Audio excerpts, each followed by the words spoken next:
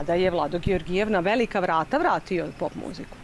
Znači, ja sam 2001. počela pevam sa njim u bendu i to je onako bio jedan bum ne znam kakav, prosto ono Jakov Jozinović 2001. godine, samo sa originalnom muzikom, jel? I te pesme su toliko buknule i to je toliko bilo veliko da je, ja kažem, Vlado Georgijev poslednja neka onako zvezda, prava zvezda, jugoslovenska. Ja sam ušla sa njim u bend tada kao 19-godišnjakinja otprilike i to je bilo nešto što je mene oblikovalo i moj put kako ja želim da to sve izgleda.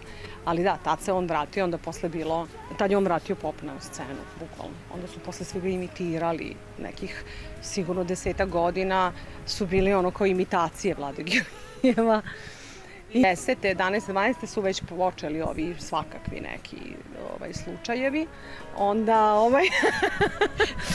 Onda se to zadržalo dugo. To je mutiralo i zadržalo se i dalje. Tu negde traje kao neka potpuno mainstream muzika.